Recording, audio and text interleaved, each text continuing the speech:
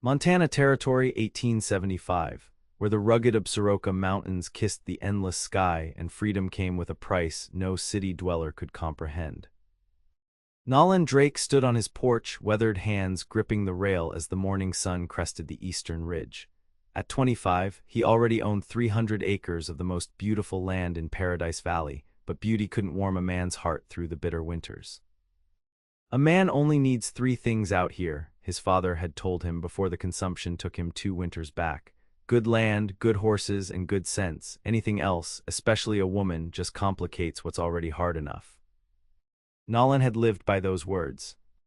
The Drake Ranch thrived under his care, but he kept to himself, riding into Livingston only when supplies ran low or cattle needed selling. Folks in town called him the Ghost Rancher, there when needed, gone before anyone could truly know him. He preferred it that way. The frontier was no place for attachments. Everyone he'd ever loved had been stripped away, mother, father, younger brother. The land was constant, people were not.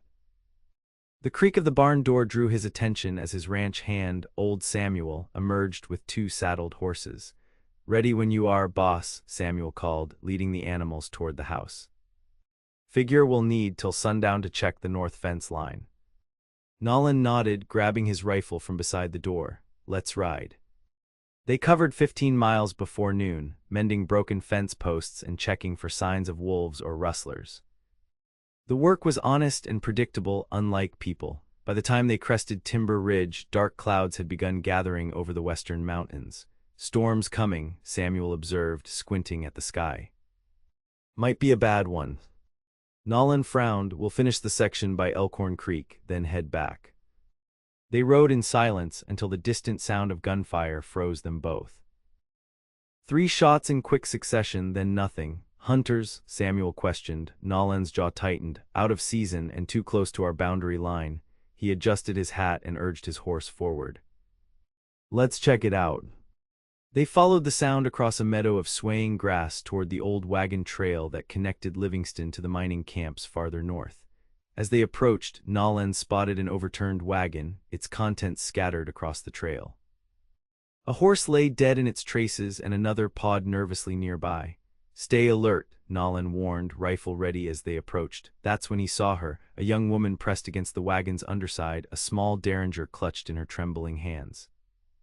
Her dress, once a pretty blue calico, was torn and mudded, and her golden blonde hair had mostly escaped its pins to fall around her shoulders. What struck him most were her eyes, wide with fear but burning with determination. She couldn't have been more than 20. When she spotted them, she raised the derringer with surprising steadiness. "Stop right there." Nolan raised his free hand slowly. "We're not here to harm you, miss." "We heard shots." 3 men, she said, voice steadier than her hands. "They wanted the wagon. I shot at them. They ran off into those trees, but they'll be back." "Samuel," Nolan said quietly. "Check the tree line." While Samuel rode a careful perimeter, Nolan dismounted, keeping a respectful distance from the frightened woman. "I'm Nolan Drake. My ranch is about 5 miles east of here." "You're hurt?" He nodded toward a red stain spreading on her sleeve. "It's just a scratch." She tried to stand but winced, falling back against the wagon. "My name is Naomi Oakes. I was headed to Livingston to meet my uncle." Samuel returned, shaking his head. "No sign of them, but they left tracks heading west, 3 horses moving fast." Nolan considered their options. With a storm approaching and bandits possibly returning, there was really only one choice. "Miss Oakes, we can't leave you here. My ranch is closer than town. We can shelter you there until it's safe to continue your journey." Thunder rolled in the distance, as if emphasizing his point. The woman, Naomi, looked between the darkening sky and the 3 of them. "I don't have much choice, do I, Mr. Drake?" she finally said, lowering her derringer. "No, ma'am," Nolan replied, already regretting what his father would have called a complication. "I don't believe you do." By the time they reached the Drake Ranch, the first heavy drops were splattering the dusty yard. Nolan helped Naomi down from Samuel's horse, trying not to notice how light she felt or how she smelled faintly of lavender despite the ordeal. He'd carried her belongings, what could be salvaged from the wagon, in his saddlebags, but it wasn't much. "It's not fancy," he said as he opened the door to the main house, "but it's solid." Naomi stepped inside, taking in the sparse but tidy main room with its stone fireplace and simple furniture. "It's lovely," she said, though Nolan knew it was anything but. The place hadn't had a woman's touch since his mother died 8 years ago. "Samuel's wife passed last winter," Nolan explained, lighting a lamp against the growing darkness outside. "But he keeps a room in the bunkhouse. You can stay here in the house, I'll take the sofa." "I couldn't possibly." "You'll take my room," he insisted. "Now let me see that arm." The scratch turned out to be a deep graze from a bullet that had torn through her sleeve and left a bloody furrow along her upper arm. Nolan cleaned it carefully with whiskey and bandaged it with strips of clean linen while Samuel prepared a simple supper of beans, biscuits, and coffee. "You're good at this," Naomi observed as he tied off the bandage. "Doctoring, I mean." Nolan shrugged. "Out here, you learn to take care of your own injuries. Doctor's a day's ride away." "And your wife, does she help with the doctoring too?" "No wife," Nolan replied curtly. "Never needed one." Something in her eyes, perhaps amusement, perhaps challenge, made him uncomfortable. He stood quickly. "You should eat something, then rest. Tomorrow I'll ride into town and let your uncle know you're safe." The storm raged through the night, wind howling around the cabin's corners like a wounded beast. Nolan lay awake on the sofa, listening to the rain pound against the roof and windows. But it wasn't the storm keeping him awake, it was the knowledge that just down the hall, a woman slept in his bed. A woman with golden hair and eyes that seemed to see right through his carefully constructed walls. Morning came with clearing skies and renewed purpose. Nolan rose early, building a fire and putting coffee on before Naomi emerged from his bedroom. When she appeared, she'd done her best to make herself presentable, her hair neatly pinned again, her torn dress replaced with a simpler brown one from her salvaged belongings. "Good morning, Mr. Drake," she said, and Nolan nearly dropped the coffee pot. Even dressed simply, there was something about her that transformed his humble kitchen into something else entirely. "Morning," he managed. "Coffee." While they ate breakfast, Naomi explained her situation more fully. She had traveled from St. Louis after her parents' death to live with her mother's brother in Livingston. Uncle Calvin owned the mercantile there and had sent for her, promising a new start. "He doesn't know exactly when I was arriving," she admitted. "The stage schedules have been irregular, and I wrote that I'd be coming sometime in May. I hired that wagon in Bozeman after missing the Livingston stage." Nolan frowned. "That explains why no one's come looking yet." "Will you still ride to town today?" she asked. "I'd like Uncle Calvin to know I'm safe." Nolan nodded, though the idea of riding away and leaving her alone at the ranch made him uneasy. "Samuel will stay close to the house while I'm gone." As he prepared to leave, Naomi followed him onto the porch. "Mr. Drake." He turned, hat in hand. "Yes. Thank you for everything. I know I'm an inconvenience." Something in her straightforward gratitude caught him off guard. "You're no inconvenience, Miss Oakes.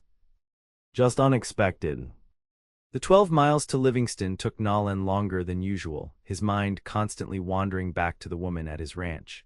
He found Calvin Oakes at his store, a middle-aged man with the same golden hair as his niece, though his was streaked with silver. "Naomi's alive, thank God," Oakes exclaimed when Nolan delivered his news. "I've been sick with worry since hearing about attacks on the Bozeman Road." "She's safe, just a minor injury. The wagon's destroyed, though." "I'll come for her immediately," Oakes said, already reaching for his coat. "The creek's running high after the storm," Nolan found himself saying. "Bridge might not be passable yet." "She's welcome to stay until things dry out." Oakes studied him carefully. "That's mighty generous, Drake. I know you keep to yourself usually." "Just being neighborly." "Well, if she's safe, perhaps waiting a day or two would be best. I need to finish the monthly inventory anyway." As Nolan rode back toward his ranch, he wondered why he'd mentioned the creek. The bridge was perfectly fine. He'd crossed it himself just hours ago. Something about the thought of Naomi leaving so quickly didn't sit right, though he couldn't explain why. When he crested the final hill overlooking his property, Nolan nearly didn't recognize the place. Laundry fluttered on a line behind the house, and smoke rose cheerfully from the chimney. As he approached, he spotted Naomi in the garden, apparently weeding among the neglected vegetables his mother had planted years ago. She looked up at the sound of hoofbeats, shielding her eyes against the sun. Something in her smile made his heart quicken in a way that had nothing to do with the long ride. "Your uncle says hello," he said, dismounting. "The creek's running high. He thought it best to wait a day or two before coming for you." If she noticed his lie, she didn't mention it. Instead, she gestured toward the garden. "I hope you don't mind. It seemed a shame to let these vegetables go to waste." "I don't mind," and surprisingly, he didn't. The sight of her kneeling in his mother's garden should have felt like an intrusion, but somehow it didn't. That evening, Naomi insisted on cooking dinner using vegetables from the garden. The simple stew she prepared tasted better than anything Nolan had eaten in years. "This is wonderful," he admitted between bites. "Where did you learn to cook like this?" "My mother," she said, a shadow crossing her face. She believed every woman should know how to make a proper home, no matter what else she might do in life. "And what else might you do?" Nolan found himself asking. Naomi's eyes brightened. "I want to teach. There must be children in these valleys who need education." "Livingston has no proper school yet," Nolan said. "Most ranching families teach their own if they bother at all." "Then perhaps it's time they had one," she replied with such conviction that Nolan could almost see it happening. After dinner, they sat on the porch watching the sunset paint the mountains in shades of purple and gold. Neither spoke for a long time, content in the shared silence. Finally, Naomi said, "You have a beautiful home, Mr. Drake. But it feels lonely." "Solitude and loneliness aren't the same thing," Nolan replied, though the words sounded hollow even to his own ears. "Aren't they? When was the last time you shared a meal that wasn't with your ranch hand? When was the last time someone mended your shirts or listened to your troubles?" "I don't have troubles worth sharing," he said stiffly. Naomi turned to face him. "Everyone has troubles, Mr. Drake. Sharing them doesn't make you weak, it makes you human." Her words hit too close to the truth he'd been running from since his father's death. "It's getting late," he said, standing abruptly. "Good night, Miss Oakes."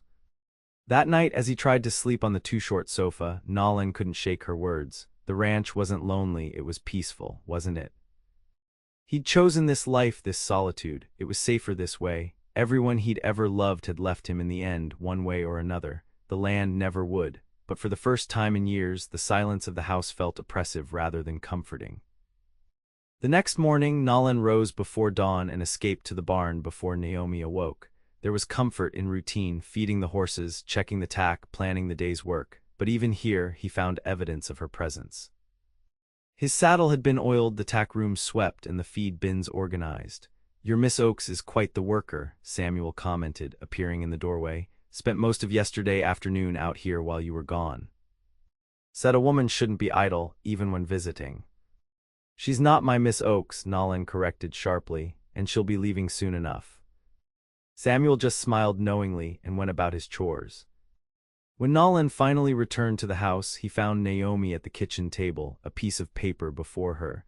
"I'm writing to thank your father for his hospitality," she explained. "Should I leave it on his desk?" Nolan froze. "My father's dead, 2 years now." Her hand flew to her mouth. "I'm so sorry. I saw the second bedroom with the desk and assumed." "That was his room. I haven't changed it." Nolan hadn't meant to sound defensive, but the words came out harsh. "I shouldn't have pried," she said, rising from the table. "Forgive me." "Nothing to forgive," Nolan's voice softened. "He died of consumption in that room. I was with him at the end. My mother passed 8 years before that and my brother between them, accident with a horse." The words surprised him. He hadn't spoken of his family's deaths to anyone since the last funeral. Naomi's eyes filled with compassion but not pity. "So you've been alone a long time."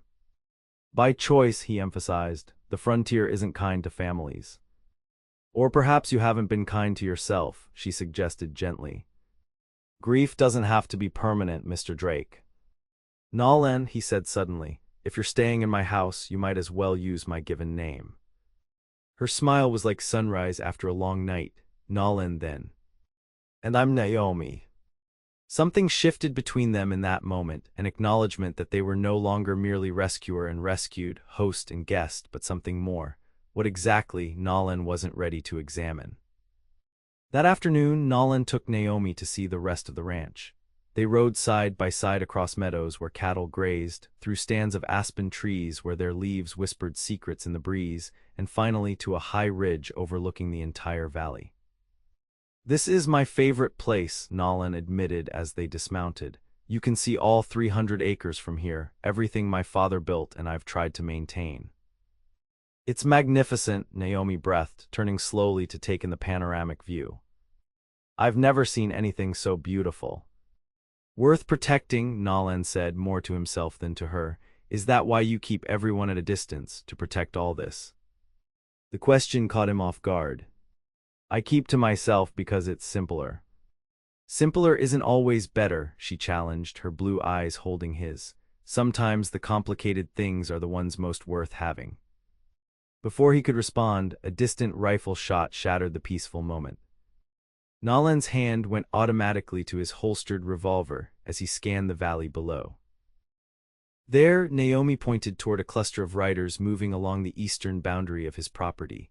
Nolan counted 5 men on horseback, all armed. "Those aren't my hands." "The men who attacked my wagon?" Naomi asked, her voice tight with fear. "Possibly, or rustlers. Either way, they were trouble. We need to get back to the house." They rode hard, taking a different path than they'd come to avoid being seen. By the time they reached the ranch, Samuel had already spotted the riders and was loading rifles on the porch. 5 of them," he reported grimly, riding the fence line like they're taking stock. "Get inside," Nolan told Naomi. "Lock the doors." "I can shoot," she protested. "I wasn't bluffing with that Derringer." "I don't doubt it, but this is my fight." Nolan's tone left no room for argument. He positioned Samuel at the barn while he took cover behind a water trough, both with clear views of the approach to the house. They didn't have to wait long. The riders appeared from the tree line, moving with the confidence of men who expected no resistance. "That's far enough," Nolan called when they were within earshot. "You're on Drake land." The lead rider, a burly man with a red beard, reined in his horse. "We're just passing through, friend." "There's a road for passing through, you're not on it." The man smiled, but it didn't reach his eyes. "We're looking for a woman." "Pretty little thing, blonde hair, might have come this way after our disagreement a couple days back." So they were the same men who'd attacked Naomi's wagon. Nolan's grip tightened on his rifle. "Haven't seen anyone matching that description. Now I suggest you move along before this gets unfriendly." The leader's smile disappeared. "Maybe we should have a look around your place just to be sure." "Maybe you should turn around while you still can," Nolan countered, raising his rifle slightly. For a tense moment, no one moved. Then one of the other riders, younger and more impulsive, reached for his gun. The sound of Samuel's rifle cocking from the barn doorway froze him. 5 against 2 isn't good odds for you boys," Samuel called. "Especially when we're on our own property." The leader assessed the situation, his eyes calculating. Finally, he nodded. "Another time, perhaps," he turned his horse. "Let's ride, boys. Plenty of other places to look." Nolan kept his rifle trained on them until they disappeared back into the trees. Only then did he lower the weapon and exhale slowly. Inside the house, he found Naomi by the window, his father's old shotgun clutched in her hands. Her face was pale but resolute. "They're gone," he told her, "for now." "They'll be back, won't they?" she asked. Nolan nodded grimly. "Probably. Men like that don't give up easily." "Why, what could they possibly want with me?" "I don't know," Nolan admitted, "but I aim to find out." That night, Nolan tripled the watch, with Samuel taking the first shift. He tried to convince Naomi to sleep, but she remained wide awake, jumping at every sound. "Tell me about your life before coming west," he suggested, hoping to distract her. "What was St. Louis like?" The tactic worked. As she described her childhood in the bustling city, her studies at a ladies' academy, and her parents' gentle guidance, the tension gradually left her shoulders. She spoke of her father's work as an accountant, her mother's involvement in church activities, and the shock of losing them both to influenza within weeks of each other. "I had nothing left there," she concluded. "Uncle Calvin is my only family now." "I understand that feeling," Nolan said quietly, "the feeling that everyone leaves eventually." Naomi's gaze was penetrating. "Is that why you keep to yourself, because you're afraid of losing more people?" The question hit too close to the truth. It's late, he said, rising abruptly. You should try to sleep. But sleep proved elusive for both of them. Nolan sat by the window, watching the moonlit yard for any sign of the rider's return. Around midnight, Naomi emerged from the bedroom, a blanket wrapped around her shoulders. I can't sleep, she admitted, sitting across from him. Every time I close my eyes, I see those men. Without thinking, Nolan reached across and took her hand. You're safe here, Naomi. I won't let anything happen to you. She squeezed his hand gratefully, and they sat in silence, watching the night together. Somehow, the quiet between them felt comfortable now rather than awkward. My parents died alone, she said suddenly. I was visiting friends when the influenza hit. By the time I returned, they were both gone. I never got to say goodbye. Nolan felt her pain as if it were his own. My brother died instantly when his horse threw him. My mother wasted away from grief afterward. Father held on longer, but in the end, consumption takes everyone it touches. So we've both been left behind, she observed softly. Yes, the simple acknowledgement of their shared loss created a connection Nolan hadn't expected. Morning came without incident, but Nolan's unease remained. After breakfast, he saddled his horse. I'm riding into Livingston to speak with the sheriff. Those men need to be dealt with properly. I should come with you, Naomi insisted. I can identify them. It's safer if you stay here with Samuel. Besides, I need to speak with your uncle as well. Calvin Oakes listened intently as Nolan described the riders and their apparent interest in Naomi. I feared something like this might happen, the merchant admitted, his face grave. There's something you should know about Naomi's father. He explained that Naomi's father, William Oakes, hadn't been a simple accountant as his daughter believed. He'd worked for a bank in St. Louis and had uncovered evidence of embezzlement by several wealthy clients. His testimony had sent 3 men to prison just before his death. The influenza was real enough, Oakes continued, but there were rumors that their food had been poisoned to weaken them before the illness struck. Nothing was ever proven. And you think these men are connected to the embezzlement case? Nolan asked incredulously. The timing is suspicious. Naomi doesn't know any of this. Her mother insisted on shielding her from the uglier aspects of her father's work. She deserves to know if she's in danger, Nolan argued. Perhaps, Oakes conceded, but shouldn't she have a few days of peace first? She's been through so much already. The sheriff promised to send deputies to investigate the riders, but cautioned that his jurisdiction was limited and his men few. Best keep a sharp eye out at your place, Drake, he advised. These sound like dangerous men. Riding back to the ranch, Nolan wrestled with what he'd learned. Should he tell Naomi the truth about her father's work and the possible connection to the men hunting her? Or should he respect her uncle's wishes and protect her from more pain? His decision was made for him when he crested the final hill and saw smoke rising from the direction of his ranch, too much smoke for a simple cooking fire. Spurring his horse to a gallop, Nolan covered the last 2 miles in record time. As he approached, his worst fears were confirmed. The bunkhouse was engulfed in flames, and gunfire echoed from behind the main house. Heart-pounding, he circled wide to approach from the rear, tethering his horse in a grove of trees before proceeding on foot. From his position, he could see Samuel pinned down behind the smokehouse, exchanging shots with 2 men by the barn. But where was Naomi? His question was answered when a 3rd man dragged her struggling form from the main house. Even from a distance, Nolan could see the fury in her eyes as she fought against her captor. Cold rage replaced fear as Nolan assessed the situation. 3 men that he could see, the red-bearded leader and 2 others, possibly more out of sight. Samuel was holding his own for now, but his ammunition wouldn't last forever. Moving silently through the trees, Nolan circled to approach from behind the barn. He took the 1st man by surprise, the butt of his rifle connecting with the back of the rustler's head and dropping him unconscious. The 2nd man turned at the sound, but too late. Nolan's fist caught him squarely in the jaw, sending him sprawling. A swift kick ensured he wouldn't rise again soon. Drake, the red-bearded leader, shouted, pulling Naomi closer and pressing a knife to her throat. Show yourself, or the woman dies. Nolan stepped into view, hands raised, rifle left behind. Let her go, and I might let you ride out of here alive. The man laughed. You're in no position to make demands. He backed toward his horse, dragging Naomi with him. "We're taking the woman. She has something that belongs to us." "I don't have anything of yours," Naomi protested, wincing as the knife pressed tighter. "Your father took something from my employer's girl. We aim to get it back." "My father was an accountant," she said, confusion evident in her voice. "Your father was a thief and a liar," the man snarled, "and he hid evidence that could free some very important men." Nolan saw the shock and confusion on Naomi's face. This was all news to her.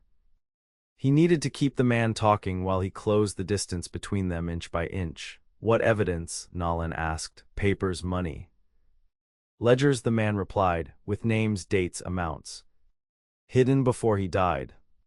"And you think she knows where they are?" Nolan was close enough now that he could see the pulse throbbing in the man's neck. "She's going to help us find out." The man had reached his horse now, and Nolan knew he was running out of time. What happened next unfolded in seconds.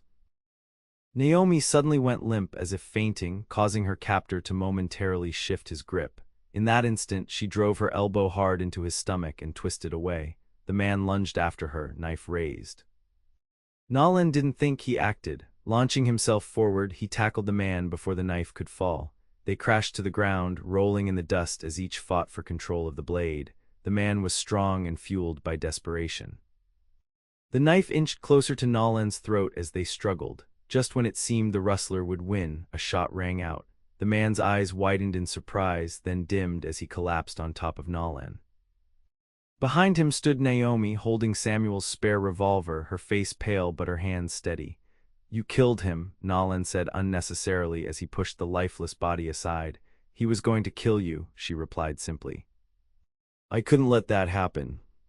The aftermath was chaotic but conclusive. One rustler dead, 2 unconscious and bound for the sheriff's jail. The bunkhouse was damaged but not destroyed, and Samuel had escaped with only a graze to his arm. As night fell, Nolan and Naomi sat side by side on the porch steps, physically and emotionally exhausted. Her uncle had been sent for and would arrive the next day, bringing the sheriff to collect statements and the remaining rustlers. "My father wasn't who I thought he was," Naomi said quietly, breaking the long silence between them. "He was brave," Nolan replied. "He stood against powerful men doing wrong. That's something to be proud of. But he lied to me. Protected me from the truth." "Out of love," Nolan suggested. "Sometimes we build walls to protect the people we care about, even if those walls end up doing more harm than good." She turned to study his face in the fading light. "Like the walls you've built around yourself." The question hung between them, heavy with implication. "Maybe," Nolan admitted finally.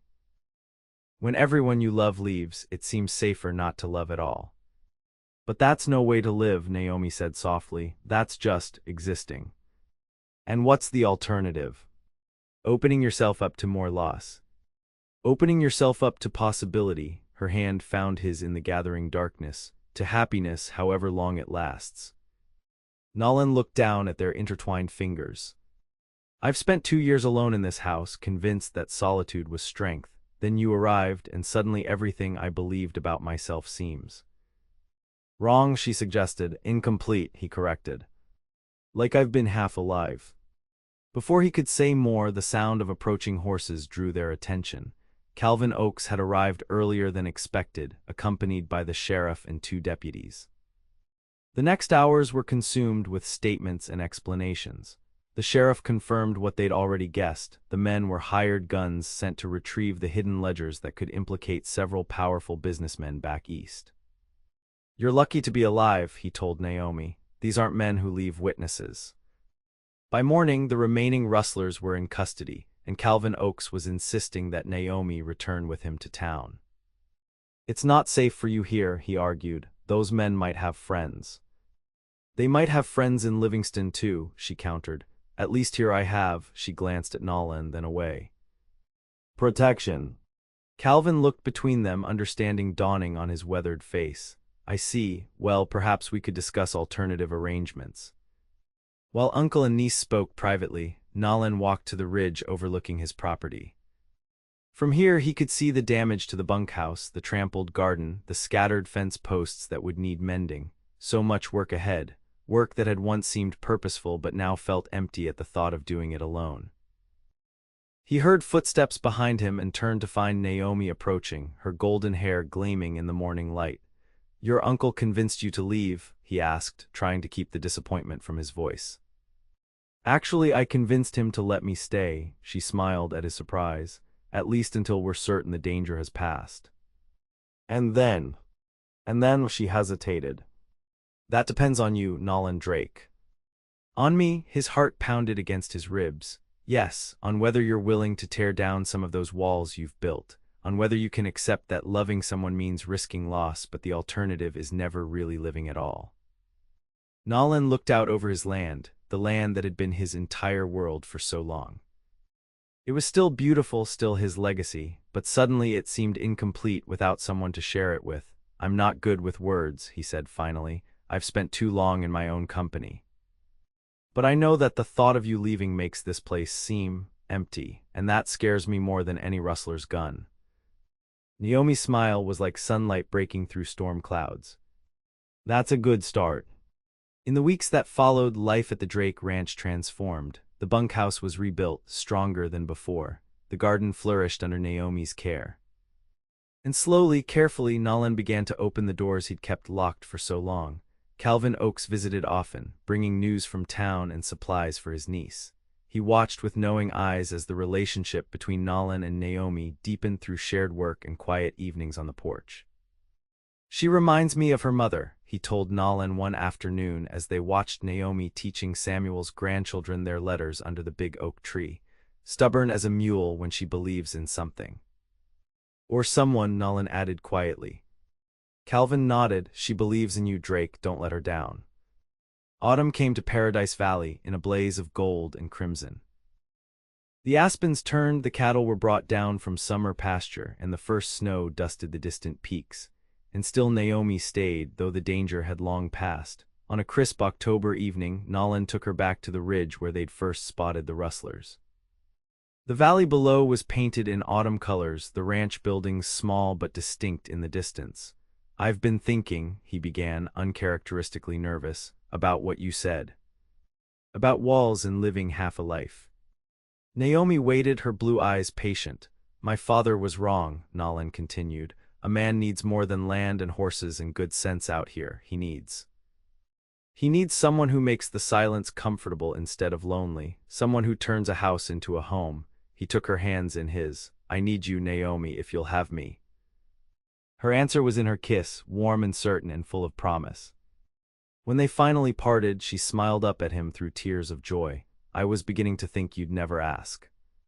Their wedding was held in the newly completed schoolhouse in Livingston, Naomi's project that had become reality through her determination and the community's growing respect for her.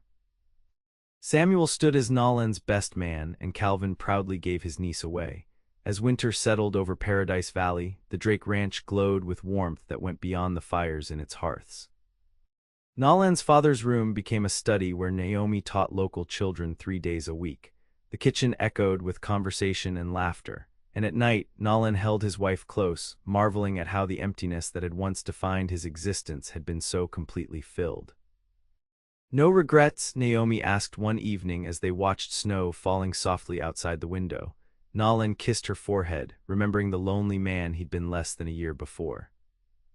"Only that I waited so long to let you in." Spring brought new calves, green pastures, and the promise of a child of their own. As Nolan watched Naomi move through their home, her body just beginning to show the evidence of the life they'd created together, he thought about the false belief he'd carried for so long, that the frontier was no place for love, that solitude was safer than connection. How wrong he had been. The frontier wasn't just a place for love, it demanded it. The harsh realities of Western life weren't reasons to avoid attachment, they were precisely why human bonds mattered so desperately. Without someone to share the burden, the beauty, the struggle, and the triumph, what was the point of any of it? Standing on his porch as the sun set behind the Absarokas, Nolan Drake watched his pregnant wife walking back from the garden, her golden hair catching the last light. The land was still as beautiful as it had always been, but now it was more. It was a legacy, a future, a home in the truest sense of the word. and all it had taken was one unexpected woman's touch to show a lonely rancher that his gentle heart had been waiting all along.